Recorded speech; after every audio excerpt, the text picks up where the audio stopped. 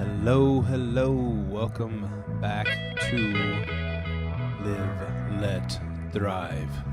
I say it all serious and stuff. Podcast all about Airbnb. Airbnb life, yo. This is episode number 4 for those keeping track, and I hope you've made it this far. Yeah. we barely have. And I'd like to apologize for the fiasco that was episode 3. I'm just kidding. I think we salvaged that. We did all right. We did pretty good. Ourselves on the back. So we're 4 episodes into this. This is a podcast about the Airbnb life, all that entails, the short-term economy, what do they call it? The share economy. Share economy. Yeah. And everything, man. You're making a buck with what you got. I should really copyright that, even though it sounds a little bit raunchy, right? Making a buck with what you got. Shake your moneymaker. Being an Airbnb moneymaker, right? You shake go. You're Shake in California, a little earthquake. Your money. I don't know where I'm going now. Anyways, it's good to be back. We enjoy doing this. We enjoy y'all's feedback, and it's just really cool. We love podcasts. We love podcasting. We love Airbnb. We love the way that people can travel around the world on the cheap now and meet different people, interesting people all over the world, and bring them into your house. Worldwide. Yeah, people all over the world, Yeah. So we're doing it. Yeah. And thank you for listening and participating and all your feedback. We love it. Even the bad feedback, which is directed mostly towards Myka. But anyways, the co-host. The co-host, yeah. So I'm Steve. This is Myka, and today we're going to be talking about dealing in and outside of Airbnb, meaning taking deals outside of Airbnb. On the sly, right? Yeah, on the DL. Yeah. Those are usually from the repeat guests that want to pay outside of the platform. See, that's what I was thinking. And I when I very first started doing Airbnb, I was like, okay, I'd get to know the people, and I'd be like, hey, we like your spot. Next time we're wherever city, we'd like to rent it again. But if we do it outside the Airbnb, we won't have to pay that fee, and you won't have to pay that fee or whatever they have to pay. Yeah. And they're like, yeah, and they just call me directly and just PayPal me the money, and boom, boom, boom. But it's good because you already know who the guests are, right? Yeah, but from a host standpoint, I would say no. Because, one, you're paying for protection. Like, let's say you come back, you accidentally break a bunch of stuff. You get your... I don't trust the Airbnb protection. Only reason I don't trust is because I've only heard a few success stories, but at least it's kind of a safety net. But you should always have your short-term rental insurance. I've had a guest come and ask me, hey, can I pay you under the table? And I was like, because he had a problem with his card. And I was like, you're going to have to figure out the problem with your card, because if you break something up in here, I need that to be covered, Yeah. So another one thing is, me personally, I'm chasing the superhost status, and I need every person to book inside of that platform. Right. So I always say no. Only time I deal outside of Airbnb is for like my corporate rental, because they take too much money out. So at least plus you're on a lease agreement. You know what I mean? Yeah. Because like I was at my corporate rental and they were going to take like $300 out. So I'm like, I can't let you do that, Airbnb. I'm going to have to deal with this outside of that. You know what I mean? So yeah. So yeah, I would say no. So well, that's good to hear. I'm on the flip side.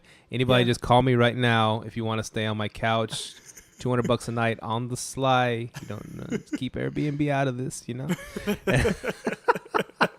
I'll make you pancakes. And so do the Prince thing. Pancakes. Here's your pancakes.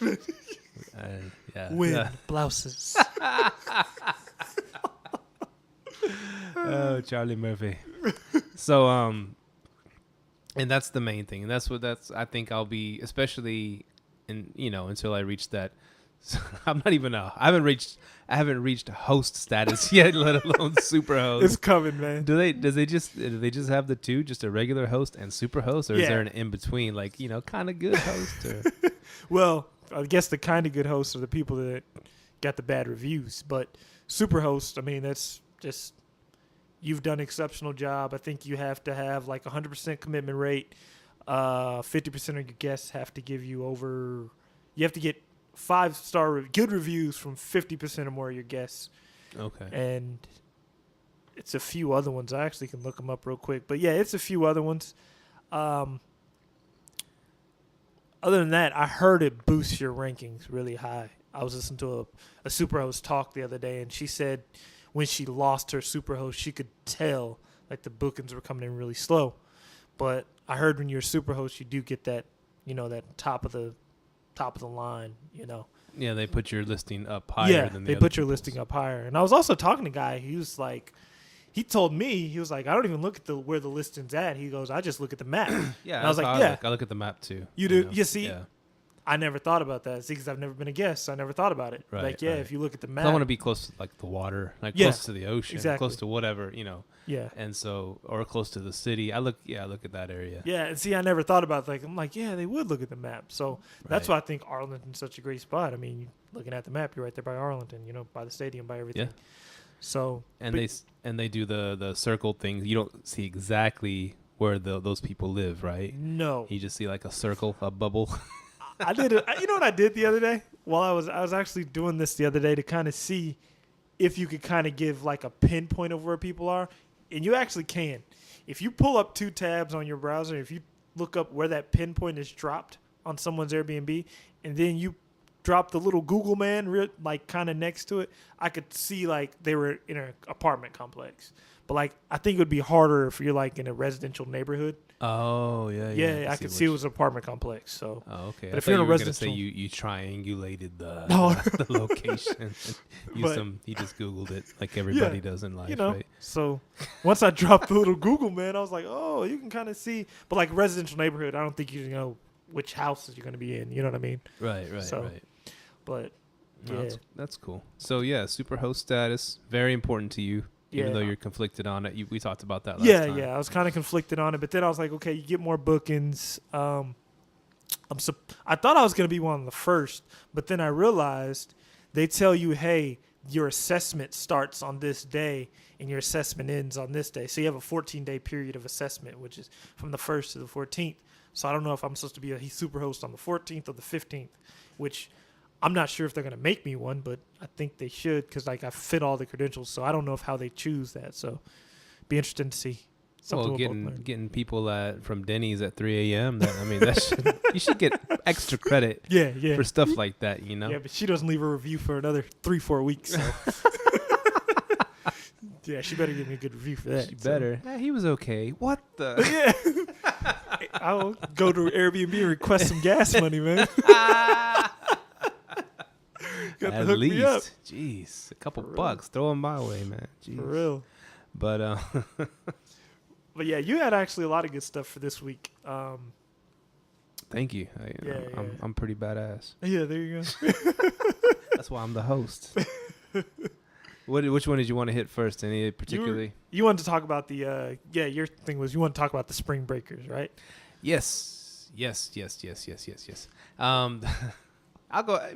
See, we're full disclosure here, right, on this podcast. I mean, last week, man, I was telling you all about my sob story. My renters are not paying the rent, man. Yeah. Stuff like that. But and then we got into dogs mauling people. It was crazy. It was pandemonium.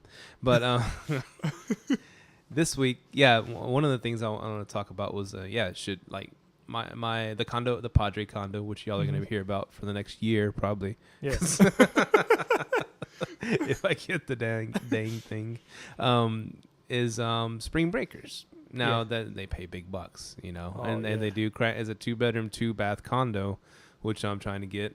And you can cram a lot of spring breakers in that condo, right? Yeah. Back in the day, 10, 15 people, man, sleeping on the couches, sleeping on floors, sleeping in the bathroom, Yeah. And and actually at my complex, the one that I'm trying to rent at or buy at and rent out is they have a policy written in there, no spring breakers. Really? Yeah. But like I have a buddy at work that has a place in that same complex. Okay. And he says, but there's really no way they can tell. You can Exactly. just say, That's what I was wondering. You can just say as your family, family members staying there and this and that. And he goes, but they have the HOA meetings and stuff, and they say, oh, there were some spring breakers, we could tell, they get all fired up. But I guess what they're saying, no one under 25, they want to put that. No one under 25. But then again, I mean, it's my place, right? I want to rent it to my nephews or something, family members. I can do that, right? But I've seen it, and I've I've looked at listings on South Padre, and a lot of them say no partiers, no one under 25. They put that as on the description part. So how does the people that are there, how do they monitor if you have a spring breaker? Like, what are they looking at? I guess just young partiers and doing crazy stuff at the pool. I'd go back to doing like what I told you about the house thing. If you don't want people to throw parties, tell them, hey, I check in on the place every now and then. I'll be there coming in and out, Right.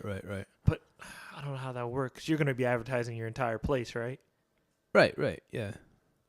I mean, I don't think they can just kick out spring breakers. I mean, because that's when the money season is, right? Oh, yeah, that's big. So, I mean, hey, you could do the age thing, but I mean, Airbnb doesn't like that. Supposedly, if you discriminate against people's age, I mean, you could or what I would do, I'd do a security deposit. Yep. Just in case they mess something up. But I mean, like $500. Yeah, you could do like 500, 250, 500. So they just put like a hold on someone's card. Yeah, put a hold on your card. Okay. And then they get it back. That's refundable, so they get it back. Right. I mean, just to avoid the parties and things like that. And it will rent during spring break. It will rent during the summer. Then what I was thinking of right now about the security deposit thing. Yeah. I've always when I was searching Airbnbs and stuff back in the day, I'd see, whoa, $500 deposit or $200. I was like, nah, let me find another spot. Yeah, me too. I didn't even want to bother with that, or cleaning fee. I was even picky with cleaning fees back then. I was like, $50. No. I'll find another spot. Yeah. And so those they look good on paper, those things, but they do deter a lot of guests, I think. They will deter guests. But the thing about spring break, you're going to get a guest regardless. You know what I mean? Yeah. Also, when I say spring breakers, I'm on the edge of it. I depend on what kind of place you're renting out. If you're renting out a 2-bedroom, 2-bath condo, I'd put like $100 security deposit down. I mean, how big is the place? It's about 1,000 square feet.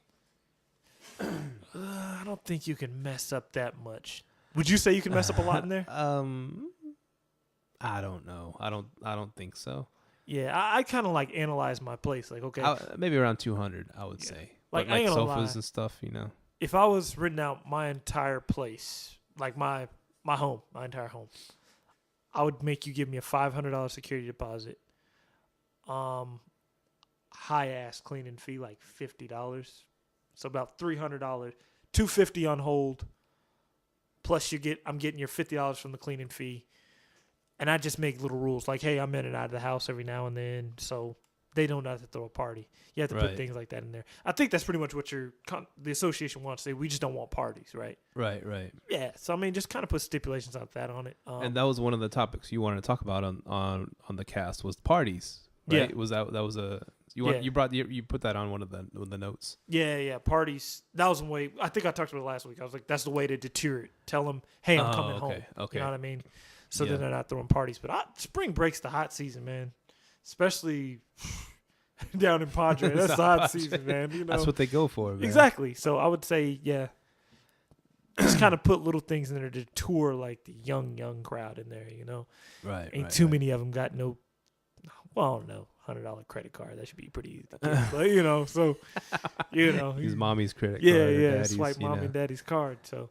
It's so that was one of the things I wanted to mention. Back to we're getting into a little bit of the nuts and bolts, right? Yeah. And see every episode, now Myka's phone is going off because he's written out his spot and people are blowing him up. We love your place. We want to rent your place. And he's just happiest dude I've ever seen, right? In my life, in all my life. I've seen buddies get married. That's not a good litmus. What's it called? Litmus test. They didn't look too happy, man. This is a mistake. Got to do it now. We got a kid together, kind of thing. When they were drunk later, they looked happy. Screw it, you know. Yeah. But I was, hey, not to say I was very happy on my wedding day, right? Yeah, Just me to put too, it out sweetheart. there. There you go. And we got lucky. We found a good Yeah. one. Yeah. They do exist. Yes, they do. A non-crazy woman exists. Yeah, they do. They do. And I'm saying that because my wife is standing right behind me. But Okay, but like another one of the questions was workout equipment, and I thought about, hey, you know, these people want to go to the beach, you know, yeah. I could throw a few weights in there. I could put like something, I don't know, something they could. And then I was thinking, is that another liability thing I have to worry about? Someone getting hurt doing a workout, you know, in my spot. No, so according to Airbnb, it's not, because they have the host protection and the guest protection. So if they get hurt, supposedly they have $1 million insurance policy or whatever it covers. I'm not sure, but I would do workout equipment, because I actually looked at a list near mine, and the dude had a gym in his garage that the guests could use. Oh, nice. I was like, dang, that's actually a good idea. So me and my wife were working on a gym. Also, another good thing that a guest actually who already booked hit me up today, and she's like, hey, do you guys have bikes? And I told her, I'm like, no, but that's a good idea. Thanks for telling me that. And I was like, I'm gonna get 2 bikes. I was like, hey, if I get 2 bikes, I'll let you know. You know, I'm being like that. And she's like, oh, thanks, perfect. You know, so yeah, things like that. Bikes. I never thought about bikes. Of course, get a helmet. You know, you want the least amount of injuries as possible. So. I hate how wussified America has become, man. We got to worry about putting helmets on people, lawsuits, you know. Yeah. But you know, that's just how it is. Yeah. I think soccer did it to America. Soccer. The fake injuries, and it just trickled over. I love soccer, by the way. Yeah. I don't fake though. Oh man, don't I'm fake a real the injury. man. No LeBron flopping over here. Man, it's so funny how the people they end up on memes so fast. Remember, you saw the one where during the finals, I guess Curry stripped the ball from LeBron, and he throws up his arms like, and all of a sudden it was on every single meme. Oh yeah, every single meme, man. But yeah, man. So if you're out there, LeBron, you're definitely welcome to stay at our Airbnbs. Airbnbs. If we can accommodate you. We can. You can park your Lambo out front. It's all good, you man. You can flop on the couch, man. Yeah, man. It'd be funny if you listened to this little podcast. Yeah, so. And this would be the last episode that he listens to. Okay, so spring breakers are allowed. Lifting weights, pumping iron. Yes, sir. Is allowed. I asked you, or you put this topic, things that you look for in a potential Airbnb. You're out there, you wanna, you know, get the next property. What are you looking for? What are you looking for? I'm surveying the area. I'm definitely surveying the area. What area? Like, I want the sports stadiums and college towns. If you have both, boom, we're in luck. Like the areas I've seen, of course, is Arlington, Denver. Denver, I heard, have some strict rules, though. I heard, like, you can't Airbnb a place out if you don't live in it. That's one rule. Really? Yeah. If you don't live in it. They're going the San Fran route. Yeah, is that how San Fran is? San Fran's trying to do that, too. So if you don't live in it. Well, or you get, like, charged this huge fee if you don't live. Yeah, it's getting that way. Wow. Yeah, so Denver, Miami. And another thing, people got to get, I don't know, the cities, man. A lot of people think the Airbnb is going to get shut down, which I don't. Well, in my area, it ain't going to be. Arlington's very Airbnb friendly. But, yeah, those are the areas I look for. Another area where I used to live after I started listening to that Host Your Home podcast, Portland. It's kind of blowing up. A lot of people are going there for the Nike outlet. The economy. Biggest thing is the economy. Like Dallas, I think the DFW area is projected to have 700,000 people move here. And Jeez. And now traffic's about to be more crazy. Traffic for you, huh? And then what you get is you get these people moving here. And then some of them, hey, they don't want to get a place right away. They'd rather stay either in an Airbnb or corporate rental. But you can let your Airbnb act as a corporate rental. People can stay there for a month, get their own place after that, you know. Nice. So definitely the economy. Economy, sports venues, because sports venues bring sports and they also bring concerts. Right. That's the best thing, you know. That's good. Go where the money's at. Atlanta's a good place too. Nice. Yeah, I heard that they're booming over there. Yeah. See, and I hear a lot of people trying to ask where are the places to go. Like, of course, you can go to LA, but it's gonna be expensive as hell. Yeah. I wouldn't take that route. I go kind of where it's cheap, like Texas, places like that. Houston's another place. Yeah. Yeah. I guess when I was thinking of Airbnb, I was thinking of beach or mountains, vacation destinations. Yeah, see, and that's the thing. That's where people are saying, like, vacation destinations are great for Airbnb. But I think that's kind of where VRBO's kind of fallen off because they're more into, we're vacation rentals only. Airbnb's like, yeah, we're vacation rentals, but hey, if you want to crash at somebody's pad, boom, here you go. But yeah, places near mountains. The only thing, they're gonna have the down seasons, of course. But Right. Denver, like I actually on my timeshare, once it hits wintertime, I like up the prices on my Denver timeshares because I know people are going there for the skiing, snowboarding, and all that. Yeah, So, I saw your you have a new Facebook site, right? For your Yeah, timeshares yeah. or for your, is it all your rentals or just the timeshares? all of them. And It pretty much redirects you back to my Airbnb page. including your house. You put your Yeah. house on there too. Yeah, Okay. Artist Vacations LLC. Yeah. Like us on Facebook. There you go. ARTIS. Yeah, Vacations LLC. Yeah, and your wife is really Yeah, she's doing that pushing one. Oh man. Yeah, she pushes it, man. But man, that's the cool part about renting out your timeshares. Yeah. They already come with freaking beautiful photos, professional. Perfect. You don't got to do nothing. I mean, Exactly. well, you just got to redirect them to your timeshare. Yeah. And so, I mean, listeners out there that are trying to do the same thing, Yeah. that's a good way to do it. Good thing you brought up the photos. That's a good way to get a lot of bookings, man. Because me and my wife are actually going to have a friend. He's a photographer. We're actually going to have him take professional photos of our rooms. I heard a guy say, hey, he changed out his photos and got like 5 bookings immediately after he changed out his photos to high def photos. So Oh, those, nice. yeah. So I'm gonna get a professional photographer to do Very it. important because these timeshare photos, they're professional. Yeah, they're professional. And you see these awesome sunsets. You see this Yeah. this views of the swimming pool and the Yeah. courtyard, and it's just like wow. And Yeah, just like, you wanna man, I go want to there. stay there. Yeah. I don't care how far away from the strip in Vegas it is. I Yeah. want to stay there. See, and the thing about it is like all the condos like right off the strip. They'll actually have shuttles take you straight to the strip. Yeah, man. And for free. Yeah, free. As long as you've paid, you're there. It's free. Cool. Because man, it's been years since I went to Vegas. It was back when they were. Really? I'll age myself, but they were starting to build Paris. Oh, really? It's been Wow. that long. Yeah, we were just there in March, man. We loved it. We were at the timeshare. Man, it was cool. Nice. And that's yeah. Of course, I- that's another boom. I need to talk with you off mic about getting my timeshare, which if I and there's a story about timeshare too, because I told you that everybody that I know Yeah. hates their timeshare and wants to get rid of it. Yeah. And you've never been to Cabo San Lucas? No, I ain't been down. You been to any resorts in Mexico yet? No, I ain't never been to Mexico, man. Oh snap! Yeah, You gotta go. get down you there, gotta go. Yeah. Yeah, By you- the way, if you are looking to get rid of your timeshare, that's World Mark the Club. Holler at us. Nice. We'll take that off your hands. Yeah, I need to grab me one of them. Yeah.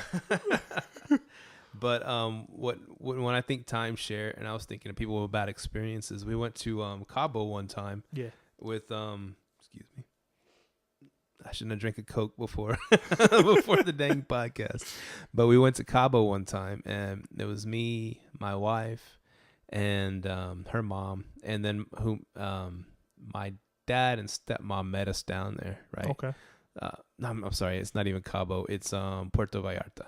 Okay. And so it's beach community, beach town, whatever. And so we went down there, and I actually rented an Airbnb, which was inside the Holiday Inn that was on the Okay. beach. So I guess people can buy those Holiday Inns, Really? buy the units inside the Holiday Inns and fix them up how they want.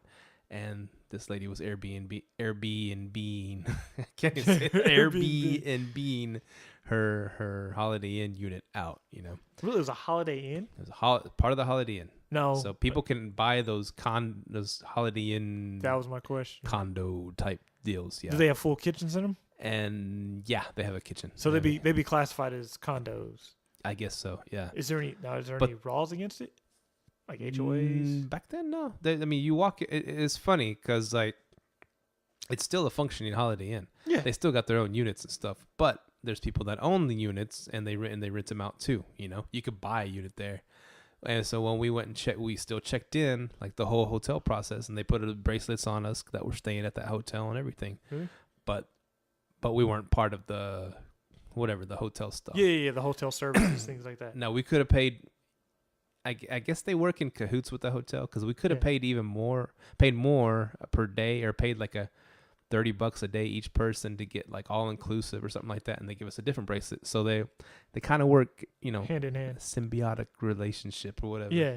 And so we stayed there, but like when we got there, there was as soon as you get out, in the airport, whatever. There's like a gauntlet of timeshare people. Really? Oh man, they hit you hard over there. For real? And so yeah, and my stepmom, she actually we did come do the free breakfast in the morning type thing, and all that stuff, and the full court press, and they gave us a badass breakfast, and we dressed up for it and everything, and after they went. Because I was like, I'm not gonna buy no damn timeshare, Yeah. She's like, well, we're getting we're retirement age, so we want to do some traveling. So I think we're gonna look into it. Yeah. And I think it was no, it wasn't. Which one do you have? World Mark the Club. Do you know any other major ones? Hilton was one. No.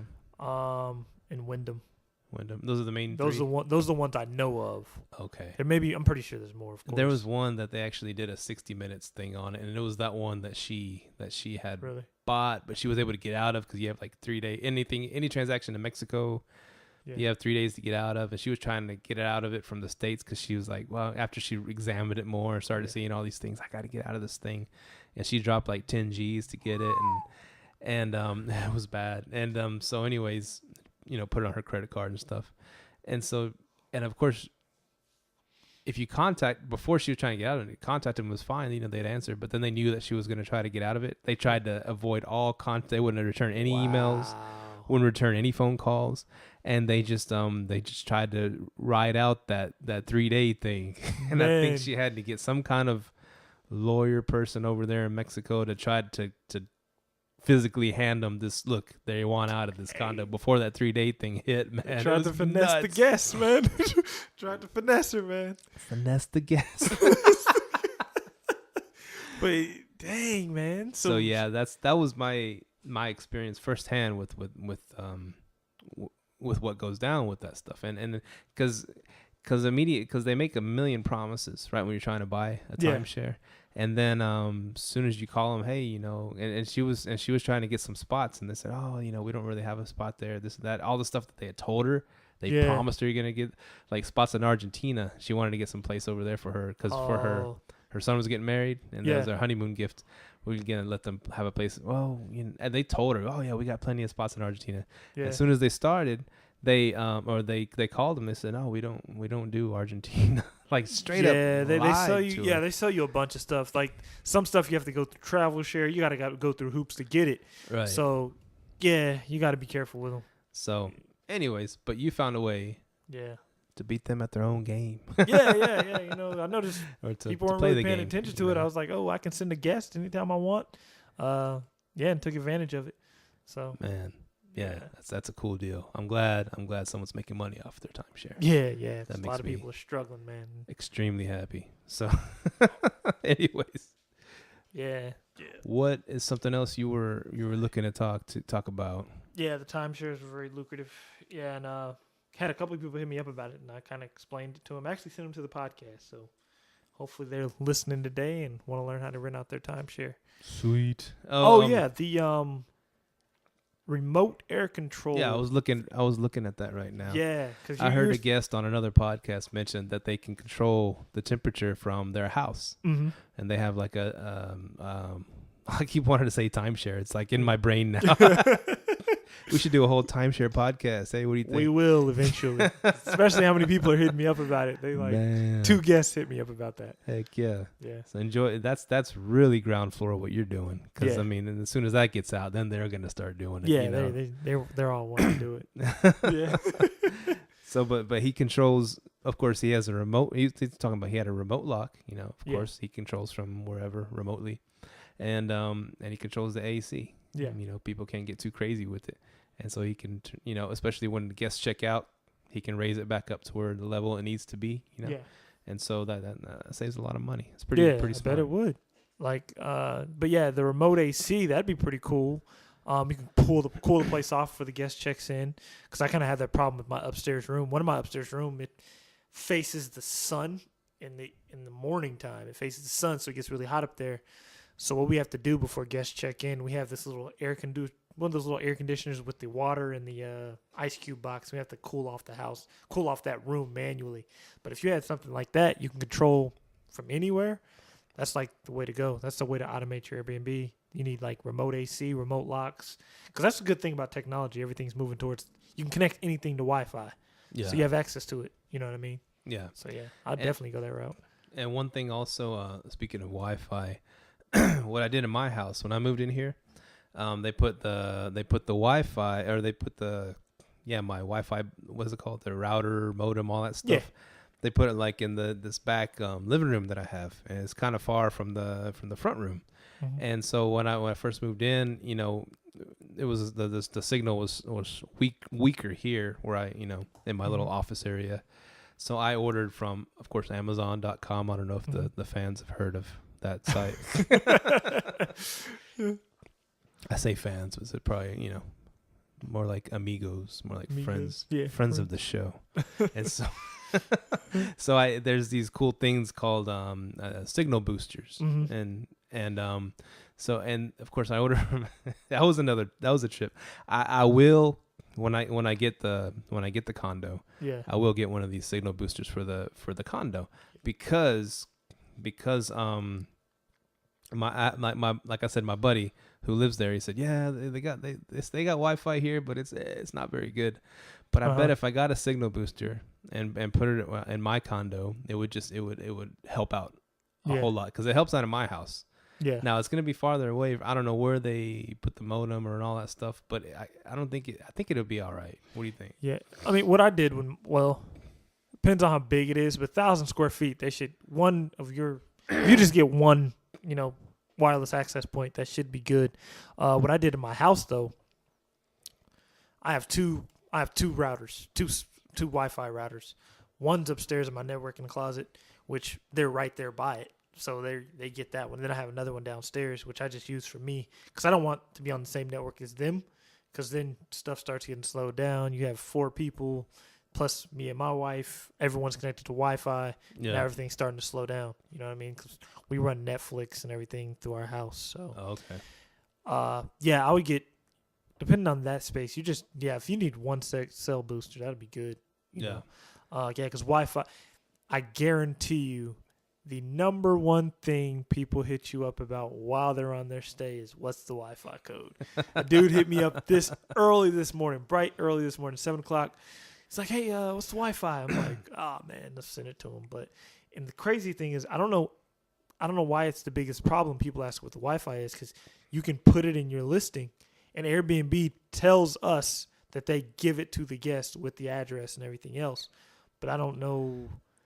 That people don't search for it on their phones. Yeah, because you're a guest. Have you ever seen it? I think I've seen it when they sent me that automatic email that, okay, this is our house, this is this is our phone numbers and all that stuff. Here's the Wi-Fi. I've got it on that email that the hosts send me. The host sends you, or Airbnb sends you? No, the hosts. Okay. I guess I haven't done an Airbnb in a little while, but yeah, it was the host that sent me that automatic email. You got accepted, and here's all. Unless Airbnb makes that email for them, I don't know. I have to look it up. Okay, yeah, because I was wondering, because like people always ask me the Wi-Fi, and I've even heard other podcasters say, "Hey, yeah, they always ask me for the Wi-Fi." I'm like, I put it in my listing. I thought they get it, Yeah. Because it's right under the address. I don't know. Plus, never been a guest before, so. Well, here's what on that, because people don't like to look. People are lazy. They don't want to sift through an email or their phone or whatever you're listing. But if I would put a whiteboard, and I got this idea from the podcast you told me about. the lady has like a whiteboard, a dry erase board, and real big, she has a Wi-Fi password right there. You know what? I'm gonna start putting that on my whiteboard because I just have directions to the room. Oh, okay. Yeah. Okay. And then I say, hey, you got keys up there for your room. Yeah, so I should definitely do that. Put the Wi-Fi up there. Wi-Fi password is Yeah. perfect. It's right there. But the biggest problem is with my timeshare, I'm not actually on site. Oh, So it's the timeshare people. yeah. The timeshare people mainly hit me up about it. Oh, okay. Yeah, I don't know how to. So I just have to tell them, hey, here's my code. Here's the code because it's a generic code for all of them. You know, it's your owner number, but I don't know which one to tell them to connect to. So I have to tell them, hey, just call the front desk. You know. Right. I haven't had any bad feedback from it because I've rented my list and hey, you know, People got to get on Facebook, man. Yeah. And we did I ask you? I asked you already about security deposit or no. We talked about that on the last show. I said no. And you're against security deposit. Yeah. It just, Only for the spring breakers, like you said. spring breakers because they break stuff, you know. And a major thing, because I mean, I would love to get another spot here in Arlington. I would love to. Well, when my renters, you know, whatever happens with that situation, like I said, it's not so peachy right now. Yeah. I mean, if they bounce, if they have to bounce, I'd like to hit the ground running, man. I'd like to get it painted, do the floors good, you know, fix whatever little thing. I don't know. Like you made me scared on the last episode about if they would have people that have been trashing places and stuff like that. Yeah. And but if everything's okay, and I just have to fix little things here and there, I want to get furniture in it. Yeah. I'm going full force Airbnb, man. And so a main question I wanted to ask you is how to make it look nice on the cheap, you know. I ain't calling no Wayfair with HGTV BS they want me to do. I want to make it look nice on the cheap. I hear a lot of people saying they use IKEA, which you can get stuff way cheaper. All you do, man, offer up. Offer up is the new Craigslist, and it's taking over quick. So it's better than Craigslist? To me, it is. I mean, our 2 rooms, we furnished them 100% off of OfferUp. People were like, "Oh my God, really?" I'm like, "Yeah, we used OfferUp. Like, we got a nice tall dressers, a super nice dresser. One in the other room, a super nice dresser off OfferUp. OfferUp's the place to be. That's what I tell people. If you want to go cheap and reliable, OfferUp, because most of the people on OfferUp are moving. Like this lady had I think like a $1,000 furniture set. She's like, "Oh yeah, I'm moving back to California. I need to get rid of it. $300. Boom. You know what I mean? Exactly. You're done. Okay, cool. $300 for $1,000 worth of furniture. Right. That's how much money that saves you. Yeah, definitely OfferUp. Craigslist a little bit too, but OfferUp's just so fast, convenient, right there. Craigslist needs to come up with an app, man. I know, right? I think that's what's holding them back. Come up with an app, damn it. Now, what about 5 Mile? What's that? It's another app that you buy stuff with 5 mile radius of your house or something like that. I've never heard of it. Okay, I know people that use it. They like it. Yeah. I've never used it myself. I did the OfferUp. I tried it once. I mean, I should have gave it more chances than once. You know, I wanted to buy a filing cabinet, and I saw someone selling one, and you know that it's called OfferUp, right? So they're selling it for 30, for 20, whatever. And I never heard nothing back from them. Oh yeah, you sometimes get those people. Sometimes people have already sold, but I think a lot of times some people have already sold it and they don't mark it as sold, or some people, I don't know, some people just sit on stuff. I mean, that's the only thing. Yeah, it's human to human. And that's what always irked me about Craigslist, and I'll call them up about something, and it's like, hey, I'm calling. Oh yeah, I already sold it. I'm like, well, take your damn ad off. Yeah, take your ad off. I'm like, do you like people keep calling you, or what? Are you lonely? I mean, take your ad off. No, I sold it already. Yeah, and a little attitude. I don't know. Am I psychic? Yeah. See, a good thing to kind of avoid that, just kind of go in the settings, like when was this posted? Like if this was posted, give me the newest first. You know. Right. Yeah, we've bought so much stuff off OfferUp. Like we're really gonna pay for future. Like we start subletting later in the future, we're gonna have like a little garage for future furnishings. Just throw a bunch of stuff from OfferUp in there. And And on that note, my a realtor here that I use in Arlington, Fort Worth, Dallas area, whatever. Mm-hmm. He's right now he's buying apartment. They're buying apartment complexes and stuff like that. But he's bought like 20s, 30 houses, whatever, and flipped them. And he flips them. He buy and holds. He does it all, right? Yeah. And so he's one of the ones that said when I was looking for a house with him, he's like, why you want to Airbnb it? Why do you want to do that? Why don't you just get a renter in there? Blah blah blah. Yeah. Like, he's old school, right? Yeah, he's old school. But what he does when he renovates a house, he likes to put stainless steel stuff in there. It really makes a kitchen look nice, right? But that stuff's expensive. And so I asked him, I was like, man, that costs a lot of money to do that. And he's like, well, he buys them all this stuff on Black Friday. So and he has a storage unit. And so Black Friday, he'll go and buy these high ticket items for like half the price, whatever. Smart, buy 2 or 3 fridges, 2 or 3 stoves, and just store them away in storage. That's and then when he does get another spot, he has it ready to go. Boom, boom, boom. So that was a really quick tip. Oh, sorry. Yeah. Wrong show. Ready to get sued by Bigger Pockets. But no, one of the actually a good thing is people don't realize stainless steel appliances sell quick. Because remember when I said I was Airbnb out my condo, we put stainless steel in there, and we put that as our main picture. We had like the stainless steel refrigerator with the stainless steel microwave, with the stainless steel stove. People loved it. They loved it just off the first view. That first cover photo is very important, man. If you have stainless steel appliances, I always notice people with stainless steel appliances have the most reviews, highest reviews as well. Nice. Yeah. And granite countertops. Yeah, granite. There you go. That's what people want. Myka countertops.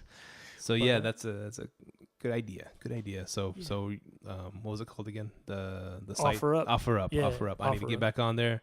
I'm going to try it again and start buying some stuff I don't need. There you go. Definitely make sure you search for the newest first, man. Offer Up, especially in this area. DFW, man, you can really turn Offer Up into a business, really, if you wanted to. You could buy some stuff and resell it, Nice. Yeah. And speaking of furnishing a place, what are your thoughts on beds? Because I know you spoke before about wanting to put a king size bed in the rooms, right? Mm-hmm. Yeah. And Kings. so I showed you pictures of the condo I'm trying to buy in Padre. It has the one room has either a king or a queen. I'm not sure. It could be a queen. And the other room has 2 full size side by side.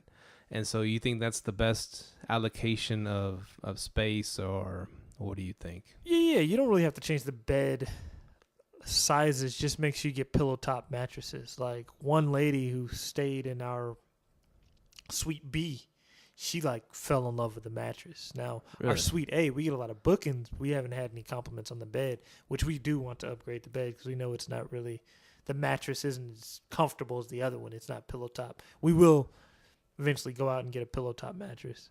Oh, okay. Yeah. Now mattresses, I would suggest getting out of the store.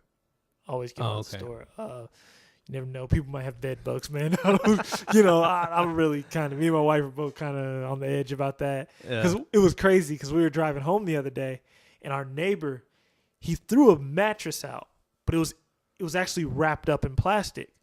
But then we looked at it and we were like, man, do we want the mattress? Do we not? I'm like, it is in plastic. He's like, bed bugs. I'm like, yeah, you never know why he's throwing that out, So, but because I ain't gonna lie, my bar stools in my house, our neighbor across the street was throwing them out, and we just went over there, threw them on the truck, drove off, So, hey, dumpster diving too. Dumpster dive. There you go, man.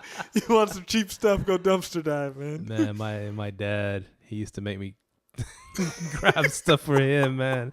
Driving through the neighborhood, people throwing out stuff. Go get that. Jump out of the car, get that. Do it.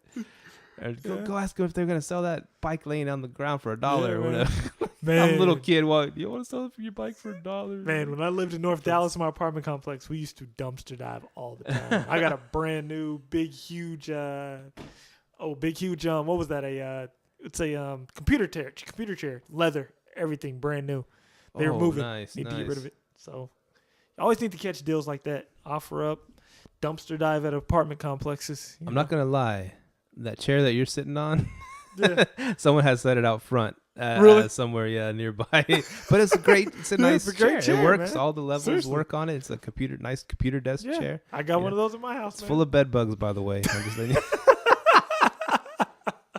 Yeah, you so might- already got me over here itching, you're man. itching. Itching like a crackhead over there. Tyrone Biggums. Tyrone, man. yeah. What was that show when they did he was eating all the gross stuff and Which one, Tyrone? Or? was it the crackhead from Dave Chappelle? Yeah, Tyrone. And No, he that's was not- and they're which one was it? I can't remember which one, man. He had so many of them. It was good, man. Anyways, I don't want to go off on that because it gets pretty gross. But so bed size, you want to go king if you can. Yeah, pillow top, nice Pillow top, mattresses. Pillow top king mattresses. Yeah, And, go all in on the mattresses if you can. Awesome. And you use I know it's boring stuff, but you use white sheets or Yeah, use the white sheets. so you can bleach them. Yeah, keep a couple pair of sheets, like 2 or 3 sheets for each room. You know what I mean? Yeah. So you can just swap them out real quick. Boom, boom. Somebody checks out, swap them out, then throw the other ones in the dirty clothes. You know, wash them. Good idea. Yeah, because especially that's to go back to the instant book and the calendar thing. Because somebody checks out and somebody instant books, you got to be ready. You know, got to be ready to go. Right. Would you ever do bunk beds or? Depends on the space. Like let's say if I had an extra room and I knew it was a kid friendly place, I would do bunk beds. Yeah. No. Are there many adults that do the bunk bed thing, or I usually think of kids because I know me and my brother had a bunk bed. Maybe spring breakers. Oh yeah. What I thought was cool when I first started looking at some condos down there in Padre, there was some 1-bedroom ones, right? Yeah. And what they did, like, you walk in, there's a living room. You walk, to the right, there's like a little hallway before you get to the bedroom, little bitty hallway. And in that hallway right there, I guess it's dug out right there, and they have little bunk beds built into the side to the wall. Oh, that's pretty cool. Yeah, you got 2 little beds right there, and it's not in the living room. It's like right in the middle of the living room and the bedroom. Okay. And in the back of the bedroom, you got the queen or king size bed back there. So I was like, it's a good use of space. How many dug into the wall? So how many that Padre Island? How many people does it sleep? That one, Well, no, yours. You're trying to buy. Oh, mine. I guess technically, I think it could sleep a bunch, but technically it says 6 guests. It could sleep 6 guests because I think that the condo association says you can only have 6 guests at a time. Okay. But like how they're gonna know, kind of thing. But so they have to put that on.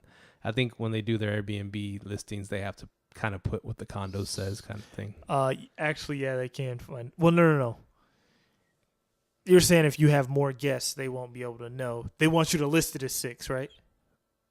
Yeah, on the Airbnb. On the listing. Airbnb, okay. But you could always have more. I don't think they could find out. Because the only thing about it is, remember how I was telling you, if you say we can fit 8, Airbnb will let you up those prices and give you a green, and have it higher rated. Oh, that's how I got caught with my condo association because they were really cracking down on me. And they're like, hey, you can only have 2 people in there. And they're like, your condo says 5.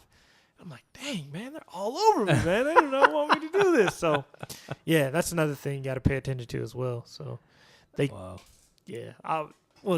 list it as 6, I think but 6 is pretty good pricing. We'll see. The thing is, Myka runs the condo, right? Okay. So I think maybe since they're like a corporate entity that they do follow the rules more strictly, because that's right. They said it on the Myka, guests, no partiers. You must be 25 or older. Of course, you said Airbnb can't discriminate. Yeah. And it said the cleaning fee was $75. Okay. On Myka's charging $75 for the cleaning fee, and what else? What were we just talking about right now? Which one? Rewind it a little bit. You're talking about the HOA. The maximum guest list. Okay. Yeah, the maximum guest, and it was 6. So they did everything kind of just by the bylaws of what the HOA said. Yeah. And I think if I had it, I could put it in my own listing and stuff. Maybe I might be able to get away with it. I don't know. I mean, I guess I could try.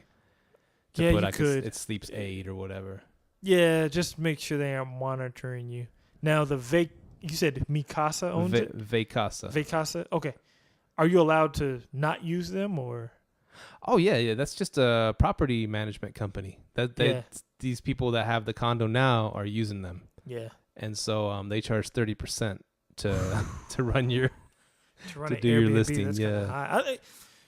That's another thing we want to talk about. I think property management companies, especially for Airbnbs, kind of going down the drain. Like I've seen a lady. They're taking a hit. I'm sure they're taking a big hit. Because I was listening. I was actually on Bigger Pockets, and this turned into like a big, huge topic. This lady, she was talking about, hey, her tenant was subletting her apartment on Airbnb or her condo on Airbnb, but she had a property management company.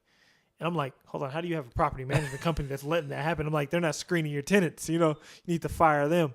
And then with Airbnb, I mean, you can do it yourself.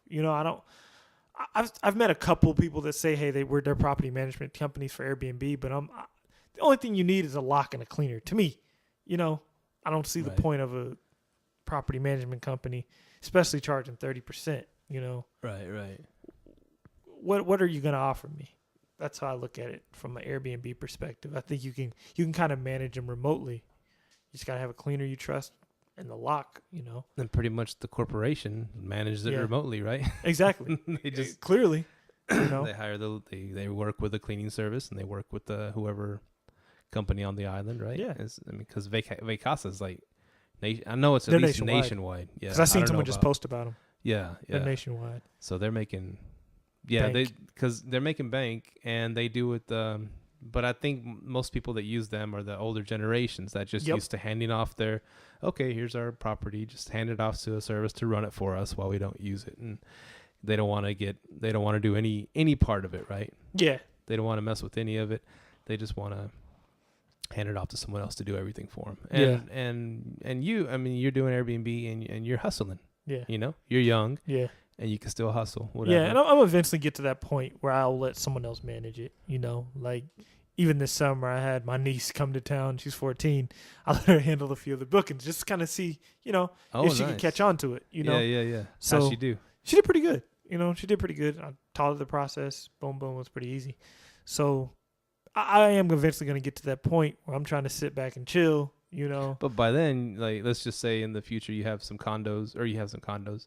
Yeah. When you get to that point, they'll be pretty much paid off, hopefully. Yeah. And then so that hit won't be so hard, that 30% or 20%, whatever. Exactly. It is. Yeah, you got to look at it from that that perspective. but hey, you're making money still. Don't matter, right? Exactly. So costs are going down. Yeah, and just like an investor on Bigger Pockets I heard the other day, he was saying that, well, he's 40 years old. Yeah. So he ain't looking to get into no more 30-year mortgages. He's like, he only does 15, maybe 20. Mm-hmm. And it's just where you're at different, aspects of your life, how old you are when you're starting to do certain things. You just look at it differently, You do. When you're in your 20s, put 30 year on everything, whatever, lock it in and renegotiate later. Yeah. But when you start getting to 40, 50, you start wanting everything to start being paid down. Yeah. Less less debt, and just so you can just cruise the rest of your years, debt free, whatever. See, I eventually want to get my mortgage down to 15 as well. So nice. Yeah. So definitely, man. Airbnb, the way to go. They still hitting you up on that phone? No. Nah. Or that the wifey? When you getting home? Yeah. There you go. We mentioned before on the last podcast that we're officially on iTunes now. Yeah. And which is weird because like you're listening to episode 1, we're already on iTunes, right? If someone pops it in right now, episode 1, we're on iTunes, yes. But we didn't really get on there till episode 3, right? Yeah. Well, it'd been 3. Yeah, by episode 3, yeah, we were able to put episode 1 on iTunes. Yeah, so you know what we're saying, you know what we're getting at, and that's kind of a big deal for us because we're big iTunes buffs. I'm sorry, podcast buffs. iTunes sucks, but the podcast, I don't know what they did to iTunes. I'm running the everything off of my Pro Tools setup because I used to be in a band. I still got some musical equipment. And so we're running everything off a Pro Tools setup on like a Apple computer from like 2004. You know, an older Apple computer, but it was like right when HD first came out, kind of thing. And it's a big, heavy, freaking desktop computer. Apples never die. Apples never die, and everything's running smooth. And it even has like one of the original versions of iTunes, and it's so easy to use, man. Really? And what I'll show you later. Yeah. But when I bounce this, you know, I do the Pro Tools, I'll save it, I'll bounce it to disk, whatever you know, I condense it down, and then I throw it onto the iTunes here, and I hit, you know, convert to MP3, real easy, and boom, it's an MP3 right away.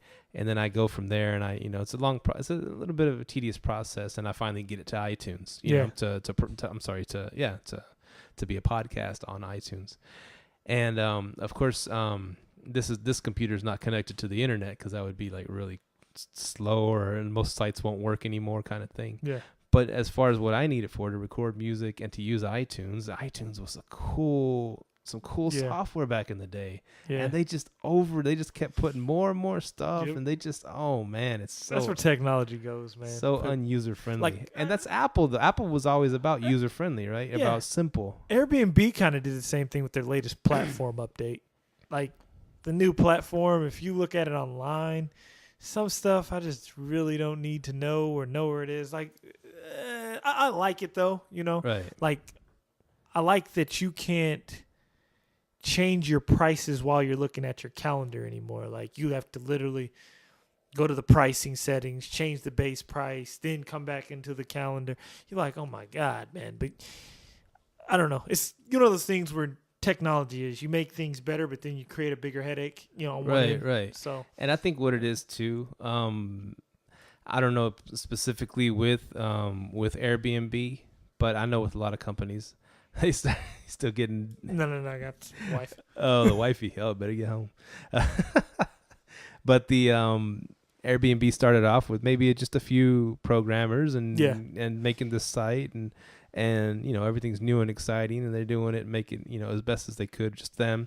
But then it's just growing into this massive corporation. They got more and more employees with more and more ideas. Oh, we can do this, do this, more and more tech. And the site is just, you know, getting more complicated, I guess. Yeah. And of course, they gotta, I guess they gotta try different things and new things, you know, still. They do. And one of the things that, like, when I was listening to a podcast, and they talked about experiences or something like that. They said Airbnb experiences, and this lady was talking all about it and saying, and even like there was even one person that posted, a homeless person in Los Angeles put an experiences thing. And you could follow this be a homeless person for a day, and I was like, it's kind of getting way out there, but that's just a corporation growing, trying different things. Yeah, and the experiences things actually turned out to be a hit because like. You can go paint. Okay, to me, that I haven't tried it yet. Yeah. But to me, just hearing, I just want to find a place and rent it, and that's all I want to do, you know. But I mean, if that's it turns out to be a hit because now they're trying to get in kind of to like the liquid space. You remember how I was telling you about liquid space? Hey, I have a boardroom. You can come here. Boom, boom. Now they got experience is still different from the liquid space. Experience is like, okay, you can come. I can come. I will teach you how to paint for an hour. You just pay me $55. Okay. 10 people, $55 each, $550. That's nice. Exactly, in an hour. That ain't bad. And they get a cut of it, right? Airbnb of course, gets a cut of it. Okay. Now, that ain't bad to me. I mean, imagine, you know, something like that. Hey, call guitar Mike, lessons or whatever. Call Myka and Steve. We'll teach you how to set up your Airbnb for an hour. Give us $55. Yeah. Let's make an experiences. You already know where I'm going with this, right? Well, okay. People could sit in and watch us make a podcast and pay us $300. Maybe not $300. Not $300, but that is a really maybe good idea. $10. Throw it on there tonight. I'm cool with it, man. Just let me know. Wow, that'd actually be a good idea. And I will make them a lovely cup of tea. Hey, don't upload this podcast to iTunes yet. Don't want to steal in our idea. We're gonna do that. Wow, that's actually a good idea. Watch two Airbnb genius masters in action. There you go. That's $87.95, right? $150. $150 an hour. You know, get 10 hour. 10 people. Hey, we were saying, man, the money's in the education space, man. You know. So that's the cool. Maybe you turned me around on that, man, because I was thinking, Yeah. oh, what a waste of time. But people are using it. People are making bank. Why not? Yeah. They can sit in on a podcast and That'd they be can ask pretty us cool, one man. question for another, $50. Like I'm going deep into that, man. My mind's already racing, like thoughts of that. Like, okay, where can we hold this at, man? I'm serious. He's already made another LLC in his head. There you go, man. You can pay $35 to come listen to one of our Airbnb podcasts. That's cool. That's cool. We just, I just bounced something that I heard off your mind, and you're already thinking of something else. And and it's just the possibilities of Airbnb, of the possibilities of the share economy. It's just it's just endless. And if you look at because one of the topics was who's winning in this whole share economy and who's losing, who's suffering, and the middleman. The middleman is getting their butts kicked. I mean, I remember back in the day going on vacation. They're what are they called? Those people, the travel agents. Travel agents. Oh man, I mean, that used to be a big deal back in the day. It was, and I think it can still make a hit because I think the Airbnb host can now be the travel agent. Because imagine this: hey, I have a place for you to go. It's mine, and I'll hook you up with. Because what does a travel agent really do? They give you a flight that you can find on your own and just put like $50 on it, right? Right. Them. So what if you already have a place? You just buy them a plane ticket, give them a place, rent out your Airbnb place for them. That's part of the charge. And then you charge them for a plane ticket. You got it. Now you're now a travel agent.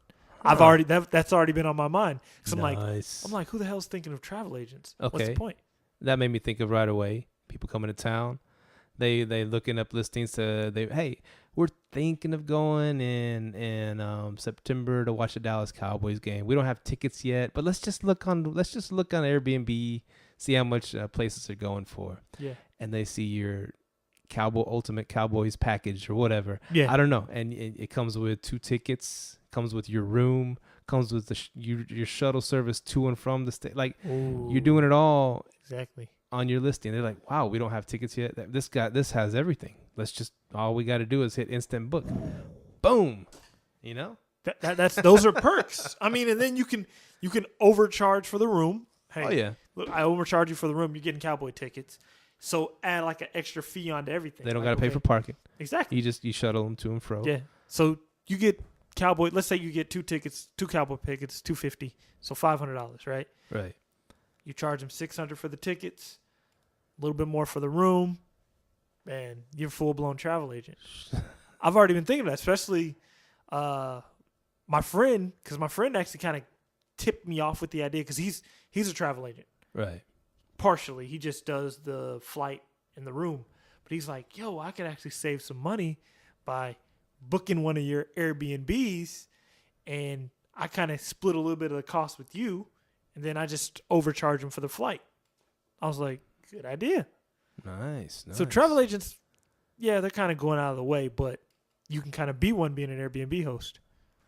So that makes sense. Yeah. But then again, that goes back to me not cutting out the middleman because you're doing all the stuff. You're not relying on a travel agent to put someone in your place, right? To rent out your house, condo, apartment, whatever. You are everything. Exactly. You can be everything in this new economy, in this new share economy. You don't need the middleman anymore. Yeah. And that's what a lot of these older property managers, in my eyes, are. They're the middle. They've been the middleman for a long time. That's why they're trying to sue Airbnb, like Aimco. I'm serious. Like they have no one to blame, so they're trying to keep their foot in the door. And I'm sure the going way back in time, the horse and buggy people probably tried to sue the automobile industry. Yeah, seriously, they're out of business here, but they still went away. Yeah, I mean, you kind of got to change with the times. Like I don't know how hotels would change with the times. Only way I think a hotel could really just change with the times, I think they would have to deck everything out with a full kitchen. Like I think that's really what people are paying for when they're in Airbnb. They want a kitchen. Yeah. You get a kitchen. It's just like the taxi business. Uber's gonna kill them. I mean, let's just be honest about it. They can't. Right. There's nothing much you can do to change it to compete. Nope. Lower your prices, but now you're paying drivers. Plus, taxi drivers are like, screw this. I'm going to Uber. Plus, they can give me a leased car. Yeah. What's the point? It's just, it's just shifting it back to where Uber's going to be the taxis now. They are. That's it. You know, it's because because at first it's just they undercut the prices so low on the taxis. You know, it just of course put them out of business. But then eventually they're all out of business. The prices will go back up, and they're the new taxi service and more convenient because you just order them on your phone. But still, man, the convenience of it as well. Like, you know how long it used to take to get a taxi? Yeah, 20, 30 minutes. Now I got an Uber driver at my door in 5 minutes. I mean, yeah. Or you'd open up the yellow pages, look for a taxi, and then just order one for tomorrow at 5 a.m. And you'd have to the old school way. Now you just boom, a few minutes. It's a beautiful thing, man. Beautiful thing.